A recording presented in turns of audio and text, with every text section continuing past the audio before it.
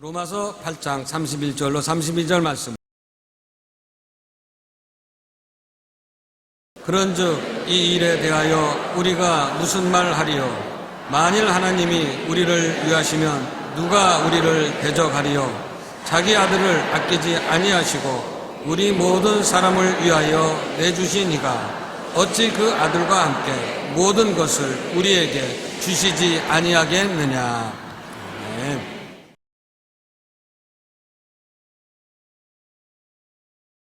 오늘은 행복을 찾아서라는 제목으로 말씀을 나누겠습니다.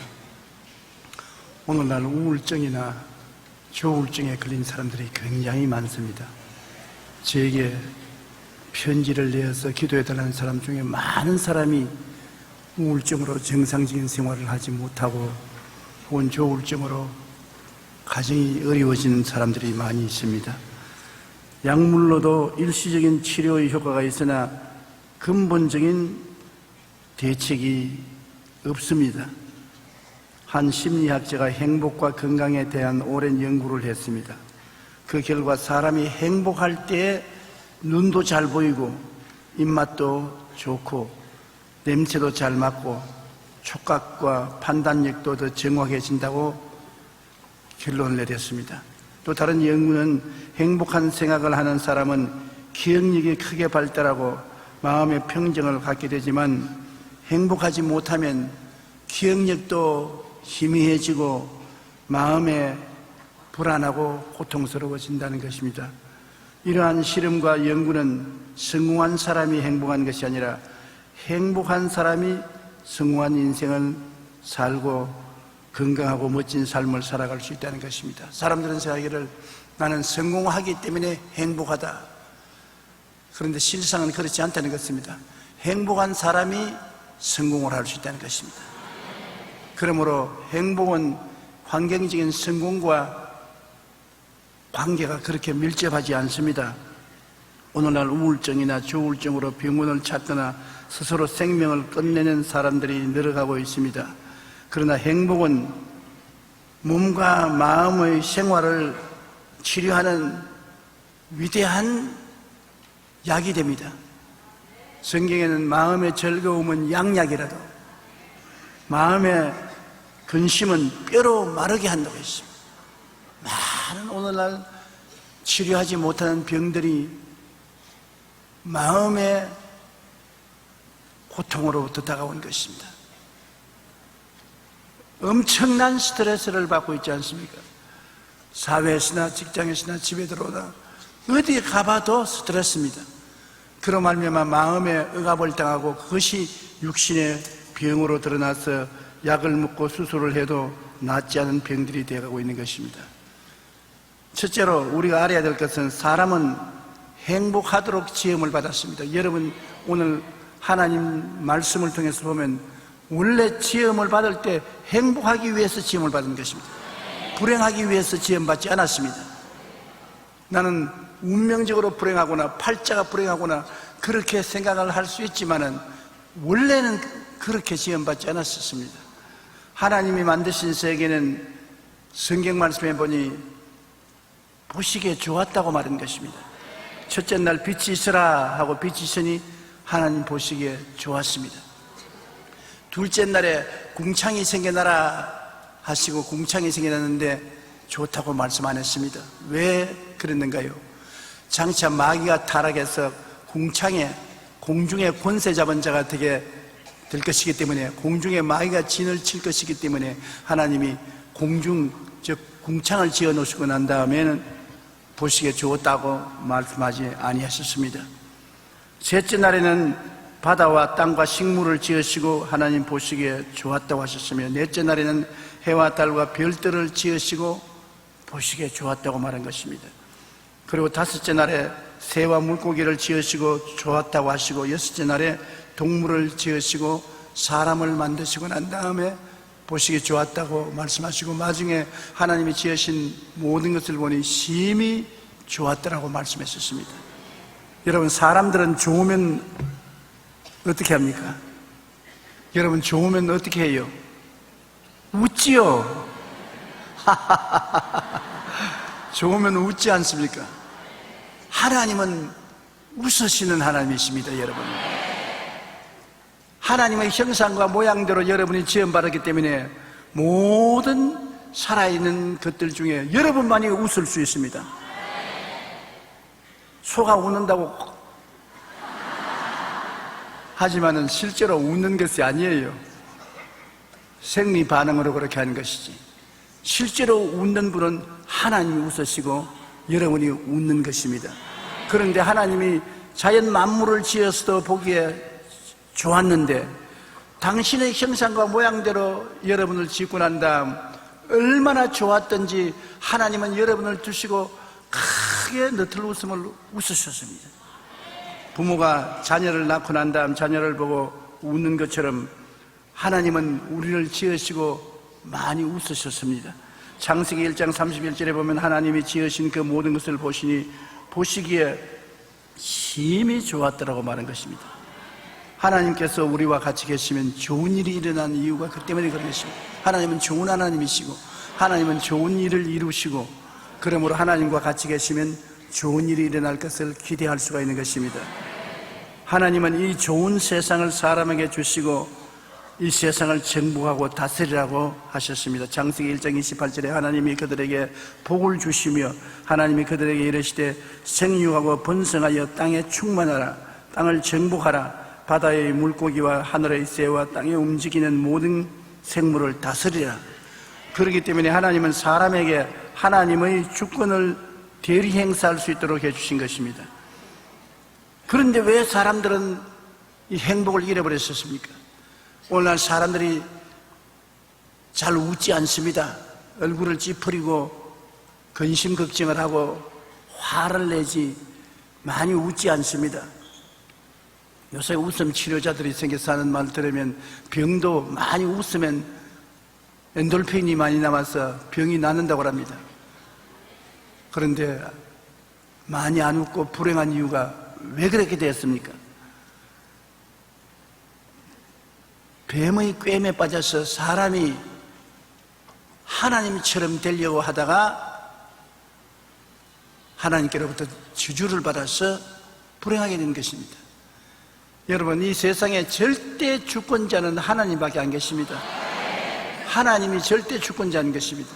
가정에도 주권자가 둘이가 생기면 문제가 있지요. 요사이 남편이나 아내가 서로 주권 다툼을 해서 가정이 복잡한 가정이 많습니다. 그렇기 때문에 성경에는 말하기를 아내들이여 남편에게 복종하기를 주께 하듯 하라.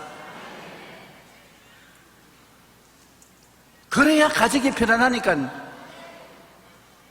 아내야 너도 남편과 똑같이 주권 행사를 하라. 그러면 권력 싸움으로서 시끄러워 견딜 수가 없는 것입니다. 나라에도 대통령이 한 분 있어야지 두 대통령이 생기면 주권 싸움이 되는 것입니다. 선악과는 뭐냐? 선악과라는 것은 좋다 나쁘다를 결정하는 과실인 것입니다. 그런데 하나님께서 아담과 하와에게 선악과를 먹는 날에는 반드시 죽을 것이라는 것은 아담과 하와가 선악과를 따먹고 좋다 나쁘다를 스스로 결정하게 되면 주권자가 되는 것입니다. 하나님이 좋다 그런데 아담은 안 좋다 그렇게 말할 수 있고, 하나님이 안 좋다 그런 것을 아담은 좋다고 말할 수가 있기 때문에 하나님과 똑같이 동등하게 선악을 판단하면 하나님과 주권 다툼을 하게 되는 것입니다.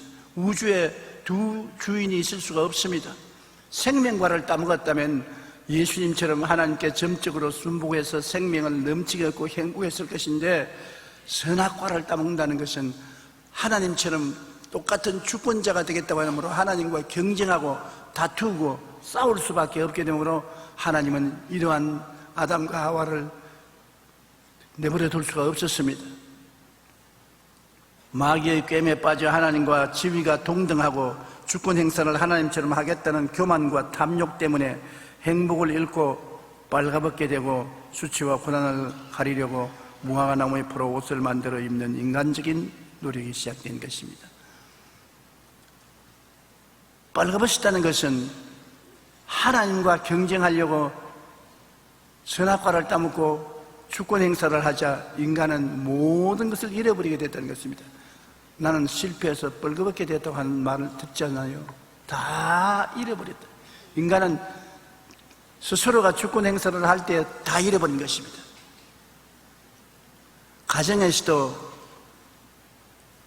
부인이 주권 행사를 하지 말고 남편에게 주권 행사를 하도록 맡기고 나는 몰라요, 살든지 죽든지 이끌어 주십시오 하면 남편이 책임을 지는데 부인이 당신이는 나나 이 코울이다, 그러므로 나도 당신과 똑같이 주권 행사를 하겠다면 남편이 내가 책임질 필요가 어딨냐, 너 필요한 돈은 네가 벌어서 써라, 나는 내가 벌어서 써마. 그렇게 되는 것입니다. 원래 여자는 받아서 살게 돼 있어요. 여자가 받아서 살지 않고 남편에게 일해서 주기 시작하면 가정이 콩가루 집안이 되고 마는 것입니다. 가정에서도 자식이 어릴 때는 주권 행사를 안 합니다. 부모가 공부하라면 하고 몇 시에 오라면 오고 가라면 가고 손 씻으라면 씻고 잠옷 입고 자라면 자고 하는데, 애가 점점 자라서 머리가 커지면은 이제는 스스로 주권 행사를 합니다. 자라 그러면 나 안 잘래요. 공부하라 그러면 나 게임 좀 더 하고요. 잠옷 바꾸고 입고 자라 그러면 아이고 귀찮은데 입은 대로 자겠어요. 사사건건이 부모의 주권에 대해서 저항을 합니다. 그렇게 되면 불행하게 되는 것입니다. 부모가 자식에 대해서 책임을 점점 질 수 없게 되는 것입니다. 아담과 하와가 스스로 주권 행사를 하자 하나님은 저주했습니다. 땅은 저주로 가시와 응극히가 나고 인간은 수고와 고생과 땀을 흘려야 먹고 살고 그 다음에는 죽어야 되는 비극이 있게 된 것입니다. 창세기 3장 17절로 19절에 아담에게 이르시되 내가 내 아내의 말을 듣고 내가 내게 먹지 말라 한 나무의 열매를 먹었은즉 땅은 너로 말미암아 저주를 받고 너는 내 평생에 수고하여야 그 소산을 먹으리라. 땅이 내게 가시덤불과 응극기를 낼 것이라. 내가 먹을 것은 밭의 채소인즉 내가 흙으로 돌아갈 때까지 얼굴에 땀을 흘려야 먹을 것을 먹으리니 내가 그것에서 취함을 입었음이라. 너는 흙이니 흙으로 돌아갈 것이라. 얼마나 비극적인 선언인 것입니까? 후지 가오루가 쓴 엔딩, 나의 인생에 후회가 있다는 책은 인생에서 누구보다 일찍 성공하지만 스스로 몰락해 간 사람 26명의 이야기를 소개하고 있습니다. 그중 몇 사람을 소개하면 이렇습니다. 현대적인 클래식으로 아메리카 음악을 만들어낸 조지 거시는 천재적인 음악가였었습니다. 새로운 음악을 창조한 작곡가로 유명했었습니다. 그러나 그는 오만하고 자기중심적인 성격이었습니다. 사람이 거만하고 오만하며 욕심과 탐심에 잡히면 버림받습니다. 교만은 패망의 선봉이요 거만한 마음은 넘어짐의 앞잡이고 욕심과 탐심은 우상숭배가 되기 때문에 하나님의 저주를 받습니다. 그래서 그는 참으로 희망 있는 사람이었는데 교만하고 오만하고 욕심과 탐심으로 꽉 차자 친구들이 모두 떠나고 말년에 고독하게 홀로 있다가 뇌종양으로 비참하게 인생을 마감했습니다. 오스와일드 오스카는 인기 작가가 되었지만 젊은 나이에 동성애에 빠졌고 술과 쾌락으로 시간을 허비하며 결국 성병과 종양으로 고독하게 죽음을 맞았습니다. 그 배우가 역시 교만과 오만, 탐욕과 욕심으로 인생이 파멸하고 마른 것입니다. 우리가 잘 아는 20세기의 대문호인 해밍웨이도 말년에는 신앙을 버리고 우울증으로 시달리다가 권총으로 자살했습니다. 여러분, 인간이 행복을 잃어버린 이유는 마음의 교만과 탐욕이 가득 찼기 때문인 것입니다. 우리가 매일같이 자기를 점검해야 될 것은 교만과 오만, 욕심과 탐심이 들어오냐 안 오냐 이걸 점검해야 되는 것입니다. 예수님께서 마지막 유언으로 주신 말씀에 너희가 내 이름으로 귀신을 쫓아내고 새 방언을 말하고 그 다음 뱀을 집으라고 하셨습니다. 에덴 동산에 뱀이 들어와서 아담과 하와를 물어버리지 않습니까? 이제 물리지 말고 뱀을 집으라고 한 것입니다. 그 뱀이 뭐냐? 교만과 오만을 집어내라. 욕심과 탐심을 집어내라. 항상 우리는 그 점을 기억하고 살펴야 되는 것입니다. 여러분, 매일같이 한 번 이상은 귀신을 쫓아내고 그 다음 방언을 하고, 그 다음 주님 앞에서 가슴에 손을 얹고 교만과 오만이 있는지, 욕심과 탐심이 있는지, 이것을 통회하고 자복해야 되는 것입니다. 욕심과 탐심이 우리를 망칩니다. 자기 있는 것으로 만족하고 분수를 따라 살면은 하나님이 필요하면 더 주실 것인데, 교만과 오만에 보태어서 욕심과 탐심이 있어 무엇이 움켜쥐고 내가 소유하려고 억지를 부리면 그것이 큰 불행의 원인이 되고 마는 것입니다. 둘째로 아담의 가정적인 불행이 바로 그로 말미암아 온 것입니다. 하나님 앞에서 아담은 하와를 원망하고 하와는 마귀를 탓하고 가정 불화가 생겼습니다. 선악과를 따먹기 전에는 아담과 하와가 정이 깊었습니다. 어느 정도냐? 하와가 선악과를 따먹고 타락했음에도 불구하고 아담이 너 죽으면 나도 같이 죽자, 그러고 하와가 주는 선악과를 받아 먹었습니다. 그와 같이 아주 아담은 하와를 깊이 사랑하고 운명 공동체를 느꼈습니다. 그런데 선악과를 따먹고 난 다음 죄가 들어오고 하나님이 떠나시자 그들에게는 미움이 들어간 것입니다. 아담은 하와를 탓하고 하와는 환경을 탓하고, 그래서 가정이 불평과 원망으로 꽉 들어찬 것입니다. 감사와 사랑이 있어야 되겠는데 원망과 탄식으로 꽉 들어찬 것입니다. 가장 중요한 것은 우리의 마음속에 미움과 원망이 꽉 들어차서 모든 것을 미움과 원한으로 보고 부정적으로 보면 절대로 평안이 없습니다. 마음에 미움과 원한이 치료받아야 되는 것입니다. 십자가를 바라보고 예수님의 은총으로 내 마음에 있는 미움과 원한이 치료받고 용서와 사랑으로 모든 것을 보아야 긍정적으로 보고 행복하게 살 수 있는 것입니다. 미움과 원한을 가지고 남편을 보라보면 남편이 사사건건이 미흡한 보이는 것입니다. 남편이 또 아내를 미움과 원한으로 보면은 사사건건이 아내가 미워 보입니다. 그러면 가정이 불화하게 되는 것이에요. 오늘날 제가 편지를 받는데 가만히 보면 굉장히 원한과 미움이 어려운 문제인 것을 알 수 있는 것입니다.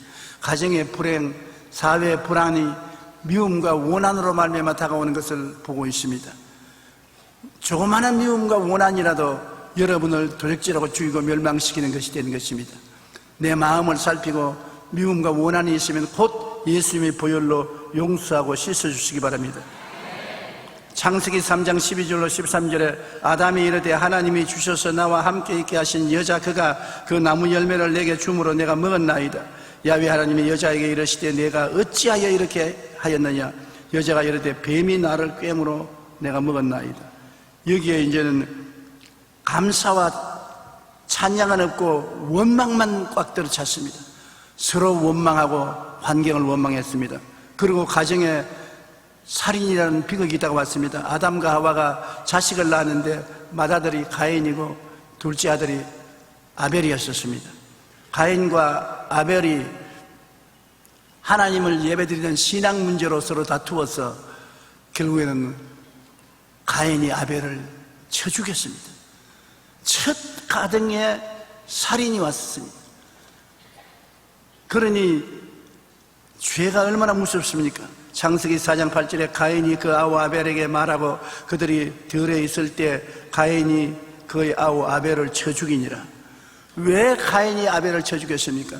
여기에 다시 말하면 둘이가 다 하나님을 섬겼는데 가인은 선악과의 지배를 받았습니다. 하나님은 어린 양을 잡아서 제물로 드리라 그렇게 명령을 하는데 가인은 나는 곡식을 거두어서 이 곡식의 열매로 제사 드리는 것이 좋다고 생각합니다. 하나님은 나는 양을 잡아서 제물로 드리라. 가인은 나는 안 그럴랍니다. 나는 곡식으로서 제물을 드리겠습니다.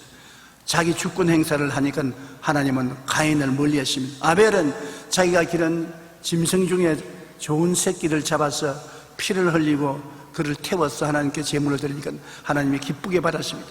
하나님께 아벨은 사랑을 받고 가인은 사랑을 못 받으니까 그 동생이 미워서 시기하다가 쳐 죽인 것입니다. 그러니 가정의 부부간에 서로 불화하고 원망하고 탄식하는 중에 자식들이 또 서로 싸워서 죽이고 고통을 가져오니 아담과 하와의 가정이 얼마나 비극인 것입니까? 아담의 불행은 하나님의 사랑을 이름으로 출발한 것입니다. 하나님을 사랑하고 하나님의 사랑을 받았을 때는 행복했는데 하나님의 사랑을 잃자 모든 불행이 시작한 것입니다. 그 다음 가족 간의 사랑과 화목을 잃어버렸었습니다. 그리고 삶이 너무 고달팠습니다. 이마에 땀을 흘려야 먹고 살고 가시와 응급기가 나고 그 다음 흑인이 흑으로 들어가는 죽음의 슬픔이 다가와서 그의 삶이 어두웠던 것입니다. 우리나라의 자살률은 이혼율도 세계 1위고 자살률도 세계 1위입니다. 운동도 세계에서 1등을 하는 사람이 많지만은 이혼도 1등을 하고 자살도 1등을 하니 별로 명예롭지 못합니다. 통계청 조사에 의하면 2009년 기준으로 우리나라 이혼 건수는 12만 4천 건이고 남자는 40대 초반, 여자는 30대 후반에서 이혼율이 가장 높은 것으로 조사되었습니다. 이혼을 하는 이유로 성격 차이가 46.6%로 가장 높았고 그 다음에 경제 문제, 가족 간 불화, 자기중심적인 삶의 지향 등의 순서로 나타난 것입니다. 성격 차이가 제일 이혼하는 주원인이 되는데 좀 깊이 사귀어보고서 성격이 맞냐 안 맞냐 조사를 해보지 왜 한눈에 반해서 결혼을 하는지 모르겠어요. 그러니 나중에 성격이 드러나니까 견디지 못하지 않습니까? 흑인 해방운동가인 마르틴 루터 킹 목사님이 이렇게 말했습니다. 어두움은 어두움을 쫓아낼 수 없고 빛이 있어야만 사라집니다. 이와 같이 미움은 미움을 쫓아낼 수 없습니다. 사랑만이 미움을 쫓아낼 수 있습니다. 참 좋은 말이지요. 어두운 것을 없애기 위해서 어두움을 가져오면 더 어두워지지요. 어두우면 빛이 있어야 되고 미움을 같이 미움으로 대항하면 더 미움만 자라고 해소되지 않는데 미움은 사랑으로 대해야 되는 것입니다. 그게 아멘 하기는 힘드니까 아멘을 안 하지요. 한번 아멘 해보십시오. 미움을 사랑으로 끌어안는다. 그건 자기가 십자가에 못 박히는 각오를 하지 않고는 어렵습니다. 그러나 그 길이 최선의 길인 것입니다. 최초의 가정불화는 하나님 앞에서 아담이 하와를 원망하고 하와는 마귀를 탈하면서 생겼습니다. 예수님은 은혜와 사랑으로 마귀를 멸하시고 우리 죄를 사하시듯이 우리도 사랑으로 미움과 원망을 쫓아내고 행복을 추구해야만 할 것입니다. 2005년 한국가정법률상담소에서는 이혼 상담을 하는 이후에 폭력으로 인한 것이 전체의 3분의 1을 넘는다고 발표했습니다. 2006년 한국여성상담센터가 서울 시내 기혼남녀 813명을 대상으로 가정폭력에 대한 설문조사를 실시했는데 그 결과 남성 3명 중에 한 사람은 부부 갈등이 생기면 부인에게 손짓금을 한다는 것입니다. 참 요사이 마누라에게 손짓금하고 살아남는 사람 보면 보통이 아니라 옛날에는 그런 일이 종종 있었어요. 나는 옛날에 우리 아버님께서 어머니 뺨 때리는 것을 보았어요. 그런데 어머니는 그때 울기만 하시고 손을 들어 그 손목도 잡지 않으셨는데 요사이 그런 시대는 없는데 용감하게 부인을 때리는 사람들이 있어요. 폭력이 일어나면 3사람 중에 한 사람은 주먹질 한다니까 그래가지고서는 절대로 문제가 해결되지 않습니다. 주먹은 주먹을 부르고 욕은 욕을 부릅니다. 칼을 쓰는 자는 칼로서 망합니다. 사람들은 쉽게 목을 자르라고 하는데 나무 목을 자르면 자기 목도 잘라지는 것입니다. 칼을 쓰지 말아야 돼요. 꼭 손에 든 칼만 칼이 아닙니다. 입에서 나오는 말도 칼이 되는 것입니다. 칼날같이 싸나운 말을 해서 이웃의 가슴을 찌릅니다. 그러면 그 칼이 돌아와서 자기를 찌르게 되는 것입니다. 칼을 쓰는 자는 칼로서 망하기 때문에 사랑으로서 감싸주는 것이 제일인 것입니다. 우리는 가정폭력을 해서는 절대로 안 됩니다. 프랑스의 철학자이자 비평가인 H.A. 텐은 부부관계를 이렇게 정의했습니다. 결혼 후 첫 한 주일 동안은 서로 관찰하고 어떤 사람인가 살펴보고 그 다음 3개월은 사랑한다는 것입니다. 그 다음 3년은 서로 싸우다가 볼일 다 보고 그 뒤에 30년은 용서하면서 산다는 것입니다. 꽤 맞은 소리 같아요. 결혼을 유지하는 것은 6가지인데 그 중에 한 가지는 사랑이고 나머지 5은 신뢰라고 말합니다. 하나님은 사람을 행복하도록 지으시고 아담에게 돕는 배필을 주셔서 행복한 가정을 이루게 하셨습니다. 그러나 아담의 타락 이후 아담과 하와는 하나님의 사랑을 잃고 서로 원망하며 가족 간의 사랑과 화목도 잃어버리고 말았었습니다. 원망과 불평은 가정의 평화를 깨뜨리는 중대한 이유가 되는 것입니다. 여러분, 영원한 일이 있어도 집에 들어와서 밥상 앞에 서로 얼굴을 대하고 앉아서 원망하고 불평하고 탄식하는 부정적인 대화를 안 해야 되는 것입니다. 즐거운 이야기만 하고 공격적인 이야기, 부정적인 이야기는 안 해야 밥도 잘 먹고 소화도 잘 되고 가정도 편안해지는 것입니다. 될 수 있으면 가정에 와서 세상 이야기를 하고 불행을 가져와서는 안 되는 것입니다. 프랑스 와서 사강은 유보한 가정에서 태어나 대학 재학 중 18세 슬픔이 안녕이라는 소설을 발표하고 20세기 최고의 여류 작가가 되었었습니다. 그러나 그녀의 일생은 항상 부정적으로 생각하며 낙심하고 탄식했습니다.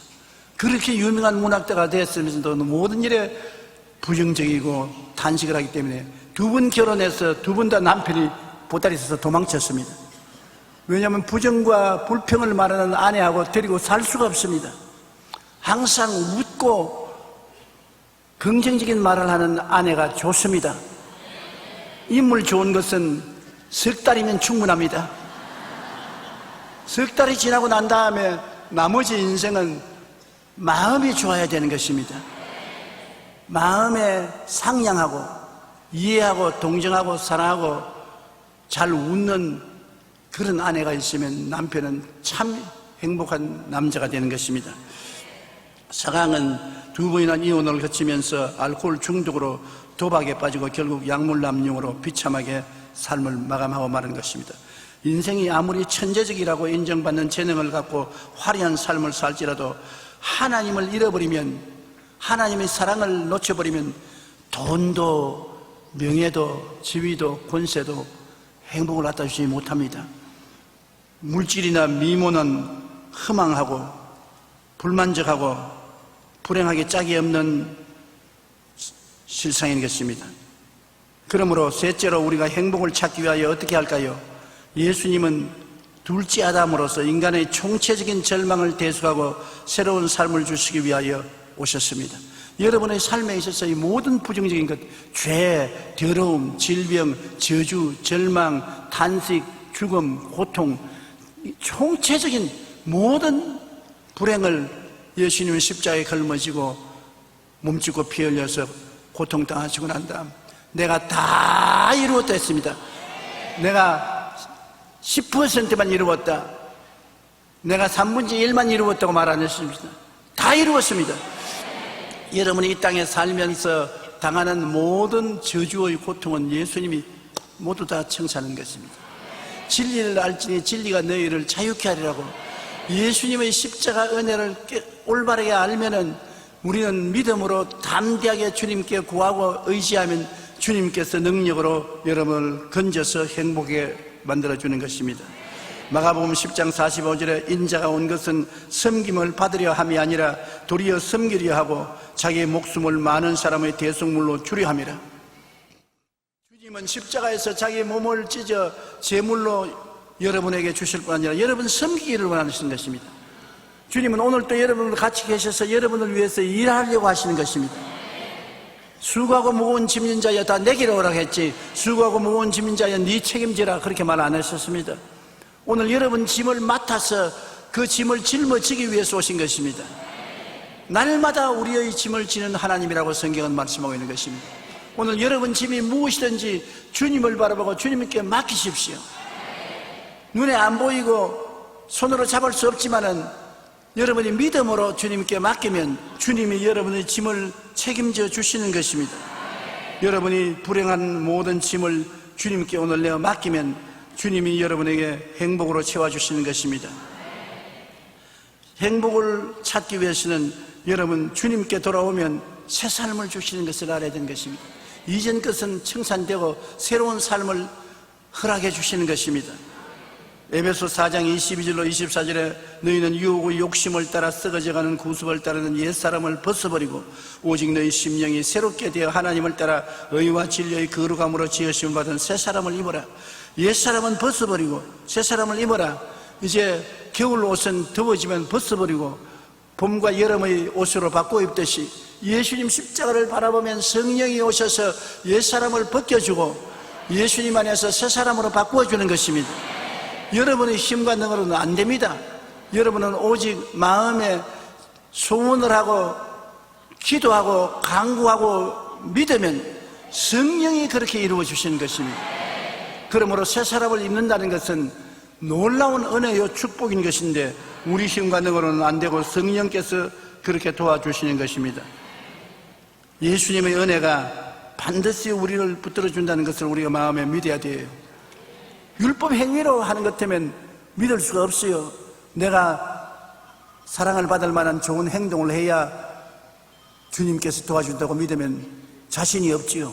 여러분 오늘 이 시간에 여러분의 행동으로 주님 앞에 자신 있게 설 사람 누가 있습니까? 그러나 주님은 은혜로 도와주신다. 은혜라는 것은 공짜로 값없이 주신다는 것입니다. 주님이 우리를 도와주시는 것은 우리가 죄인인 줄 알고 도와주시는 것입니다. 버림받을 인생인 것을 알면서 도와주시는 것입니다. 불의하고 추악한 것을 알면서도 도와주는 것입니다. 그러므로 우리 주님 앞에 감추울 것 없어요. 죄를 짓고 불의하고 추악하고 버림을 받아야 마땅한 내 자신, 빈손된 그대로 못난 그대로 주님 앞에 나와서 전부여 의지없어서 손들고입니다 나오면 주님의 은혜를 의지하면 은혜로서 여러분을 도와주시고 붙들어 주시는 것입니다. 자격 없는 사람은 아무도 없습니다. 율법의 행위 앞에서는 여러분 자격이 없지만은 주님 은혜 앞에서는 자격이 있습니다. 주님이 피를 흘려서 여러분에게 자격을 사주신 것입니다. 그러므로 오늘 여러분께서 주님 앞에 나올 때 마귀가 와서 너는 자격이 없다, 너는 할 수 없다 그 말을 하는데 귀를 기울이지 마십시오. 여러분은 자격이 있습니다. 왜냐하면 주님이 은혜를 베푸시기를 원하시기 때문인 것입니다. 그 은혜를 위하여 믿음으로 말미암아 구원을 받았으니 이것이 너희에게서 난 것이 아니요 하나님의 선물이라고 말한 것입니다. 우리에게서 나온 자격이 아닌 것입니다. 선물로 하나님이 주신 자격인 것입니다. 그러므로 당당히 예수 이름으로 기도하면 오늘 하나님이 귀를 기울여 여러분 기도를 들으시는 것입니다. 하나님은 여러분을 그와 같이 자격을 주시고 기다리고 계시기 때문에 진심으로 하나님을 사랑하십시오. 하나님은 자기를 사랑하는 자를 사랑해 주시는 것입니다. 여러분 자식들도 그렇지 않습니까? 여러분을 사랑해 주는 자식을 부모가 더 사랑해 가지요. 사랑이 냉정하게 대하면 사랑이 가지 않는 것입니다. 마가복음 12장 29절로 30절에 주 곧 우리 하나님은 유일한 주시라. 내 마음을 다하고 목숨을 다하고 뜻을 다하고 힘을 다하여 주 너희 하나님을 사랑하라 하신다니라. 사랑하면 사랑을 받게 되는 것입니다. 왜냐하면 그리스도 안에 있는 하나님의 사랑을 우리는 확인할 수 있는 것입니다. 하나님이 얼마나 우리를 사랑한다는 것을 굉장히 강조하고 계십니다. 로마서 8장 31절로 42절 우리 다 같이 한번 읽어보십시다. 그런즉 이 일에 대하여 우리가 무슨 말하리요? 만일 하나님이 우리를 위하시면 누가 우리를 대적하리요?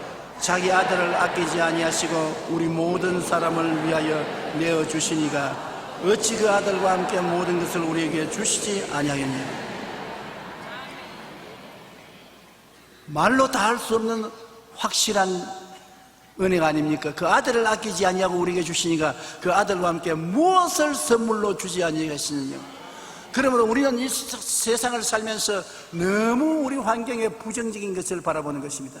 못하고 안 되고 죽는 것, 절망인 것, 낭패하고 실패한 것, 벌거벗은 자기의 환경을 바라보고 원망불평하는 것입니다. 여러분 우리에게 환경보다 더 크신 하나님이 계신 것을 잊지 마십시오. 천지와 만물을 지으시고 태산보다 크신 하나님이 계시고 그 하나님 앞에 여러분과 나를 이끌어 주시는 예수 그리스도의 십자가의 은혜가 있으므로 하나님을 바라보고 맡기십시오. 마음도 몸도 생활도 맡기고 의지하고 살든지 죽든지 흥하든지 성하든지 망하든지 패하든지 주여 주님을 따라갑니다. 맡기면 주님이 책임져 주시는 것입니다. 오늘날도 주님은 여러분을 멀리하지를 않는 것을 알아야 되는 것입니다. 인생을 참으로 행복하게 살려면 가장 중요한 것은 내가 사랑하고 사랑을 받아야 되는 것입니다. 사랑할 자도 없고 사랑받을 자도 없으면 절대 행복하지 않습니다. 근데 나는 뭐 세상에 살면서 사랑할 사람도 없고 사랑받을 사람도 없으니까 행복 안 하겠네요. 여러분, 하나님을 사랑할 수 있고 하나님의 사랑을 받을 수가 있는 것입니다. 우리가 세상 다 날 버리고 가더라도 나는 하나님이 날 사랑하시고 내가 하나님을 사랑하면 행복의 조건이 되는 것입니다. 사랑받고 사랑하고 사랑받으면 행복한 거예요. 세상 사람은 하나님의 사랑을 모르기 때문에 세상 사랑을 받지 못하고 세상 사람을 사랑하지 못하면 불행합니다. 의식주 문제는 행복의 협조가 되지만은 의식주가 좋다고 해서 결코 행복하지 않습니다.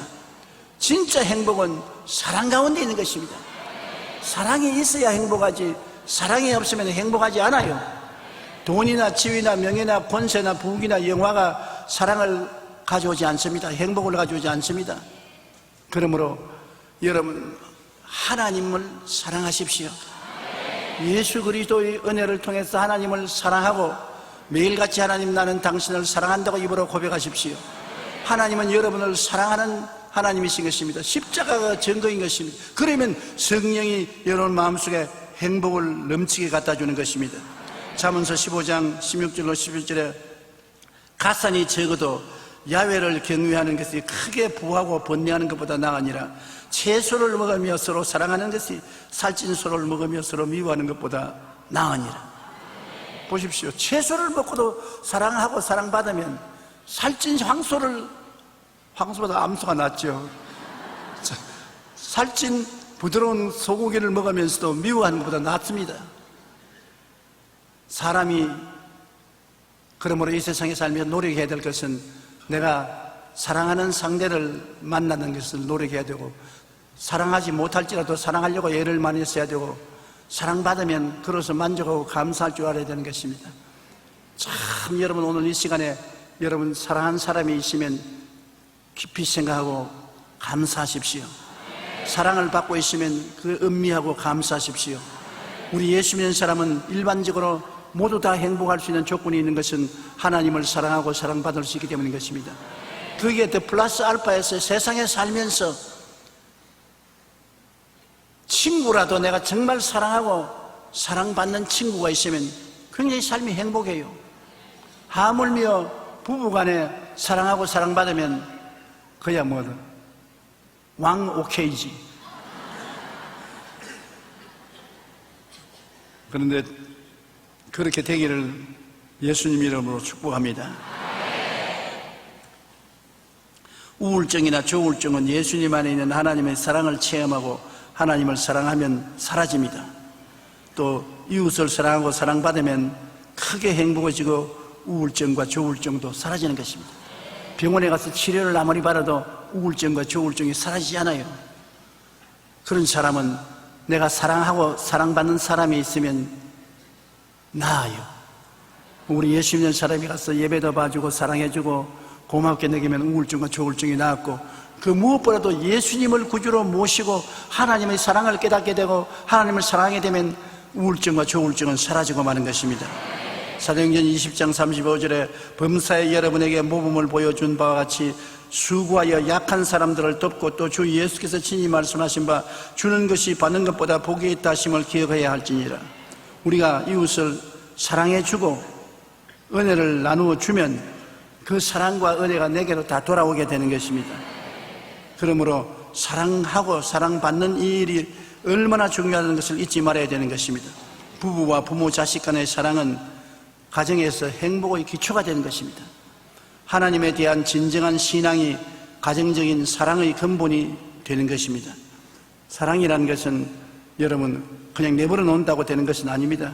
사랑을 할 수 있고 사랑을 받을 수 있도록 우리가 자신을 노력하고 환경을 만들어야 되는 것입니다. 제인 애덤스는 상원의원이던 부친의 슬하에서 유보관 생활을 했습니다만 어느 날 수아마비로 장애인이 되고 마는 것입니다. 돈도 많고 교육도 잘 받고 부모도 좋고, 그런데 장애인이 되고 난 다음에 위로차 유럽에 유행을 갔습니다. 아주 불행했습니다. 공부도 많이 했고 좋은 부모를 모시고 환경이 좋아도 장애인이 되니 불행하고 슬펐습니다. 그런데 유럽에 가서 놀란 것은 부유하고 자란 그에게 빈민촌이 있다는 것을 몰랐는데, 유럽에 아주 가난한 빈민들이 모여 사는 판자촌 같은 것을 가보았었습니다. 그리고 거기에 자원봉사하는 사람들을 보니 얼굴에 그렇게 빛이 나거든요. 저 사람은 나처럼 공부도 못하고 나처럼 행복한 가정도 없고 돈도 없는데 왜 쟤처럼 얼굴이 빛이 나나? 가만히 보니까 사랑을 해줘. 빈민들에게 사랑을 베풀고 그 빈민들에게 사랑을 받으니 이 세상에 무엇과 바꿀 수 없는 행복을 가지고 있더랍니다. 그래서 이 자매님은 미국으로 부랴부랴 돌아와서 자기 재산을 정리하여 어려운 사람들을 돕기로 했습니다. 1889년 시카고에서 빈민복지기관인 헐하우스를 세웠습니다. 미국 내에 200만 명에 달하는 아동노동자 문제를 해결하기 위하여 백악관 아동회의를 창설했습니다. 그 결과 1931년 제인 애덤스는 안장다리에 곱사등이면서 미국 여성 최초로 노벨 평화상을 받았습니다. 그리고 극히 그는 행복하고 즐거운 인생을 살았다고 고백했습니다. 인간은 사랑하고 사랑받아야 행복합니다. 이웃을 사랑하고 나누고 도울 때 우리는 참된 기쁨과 행복을 누리고 가치 있는 삶을 살아갈 수가 있게 되는 것입니다. 스위스의 철학자인 힐티는 인간 행복에 관심을 가지고 연구를 했습니다. 그는 여러 가지 인간적인 방법과 논리 그리고 지식을 통해 행복을 추구하려 했지만은 추상적인 것뿐이었습니다. 결국 그는 성경을 읽고 말씀 안에서 참다운 행복을 깨달았습니다. 그 후 힐티는 모든 사람들이 존경하는 행복론자가 되어 77세로 삶을 마칠 때까지 말씀을 읽고 기도하며 감사와 찬송하는 생활을 했습니다. 그는 자신의 행복론에서 이렇게 말했습니다. 주 안에 있는 시간이 행복한 시간이며 찬송하는 시간이 평화로운 시간이다. 그는 세상을 떠난 후에 발견된 논문에는 진정한 행복은 그리스도에게 있으며 파랑새를 잡으려고 하는 허황된 행복론자들이여 속히 주님 품으로 돌아오라고 논문에 써 있었습니다. 맞아요. 진정한 행복은 예수님 떠나서는 없습니다. 예수님의 십자가의 그 큰 사랑에 의해서 행복을 누릴 수가 있는 것입니다. 예수님을 믿고 그 사랑을 기초로 행복을 우리는 누릴 수가 있는 것입니다. 그러므로 오늘 이 시간 여러분은 행복하기 위해서 지형을 받았습니다. 오늘날 모든 불행은 죄가 세상에 들어와서 오만과 교만, 욕심과 탐심이 우리 생애를 망쳐놓은 것입니다. 그러나 둘째 아담 예수님이 십자가에서 몸짓고 피 흘려 여러분에게 하나님의 사랑을 퍼부어 주었습니다. 당신의 사랑을 퍼부어 주었습니다. 주의 사랑을 우리가 받으면 우리 마음속에 행복이 솟아오르기 시작하는 것입니다. 그리고 그 사랑을 우리가 실천할 때 우리에게 행복이 솟아나는 것입니다. 우리 찬송가 293장 다 같이 한번 부르십시다.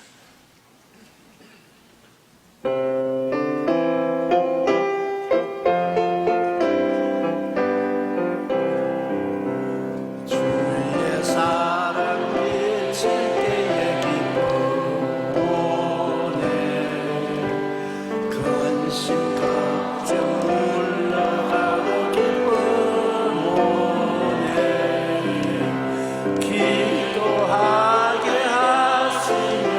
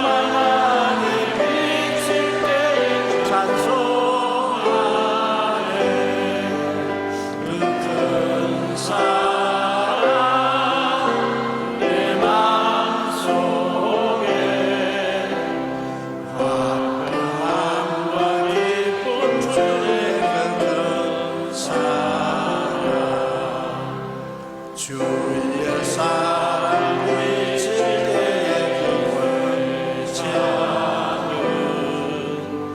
어둠 슬픔 중한 짐이 다 사라져 우리들의 가는 길 밝게 비춰주시며 복을 받게 하시네 그 큰 사랑 그 큰 사랑 내 마음속에 충만하게 비칠 때에 찬송하네 큰 사랑 내 마음속에 화평함과 기쁨 주네 그 큰 사랑 주의 사랑 비칠 때에 그 번제가 찬란하게 우리 둘러주시네 세상 모두 이기고 천국 생활할 때도 주의 사랑 비치네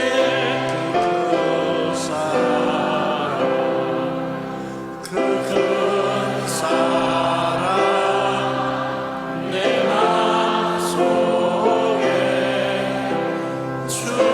충만하게 비칠 때에 찬송하네 그 큰 사랑 내 마음속에 화평함과 기쁨 주네 그 큰 사랑 한번 따라 말씀해 주세요. 나는 사랑받고 있습니다. 하나님이 예수님 안에서 한없는 사랑을 베풀어 주시고 있습니다. 나는 예수님 안에서 하나님을 사랑합니다. 나는 이웃을 사랑합니다. 용서합니다. 사랑합니다.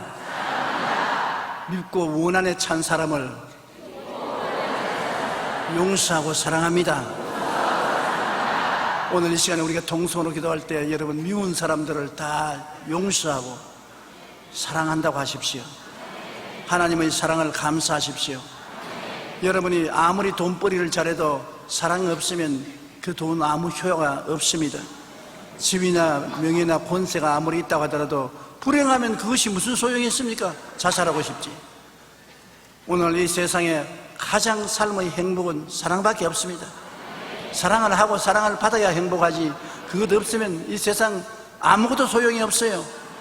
모든 것은 헛되고 헛되며 또 헛되고 헛되니 모든 것이 헛되라고 전도자가 탄식한 것처럼 아무것도 가치 있는 것이 없어요. 우리 주여 세 번 부르고 통성할 때 용서와 사랑으로 넘치는 우리가 되도록 기도하십시다.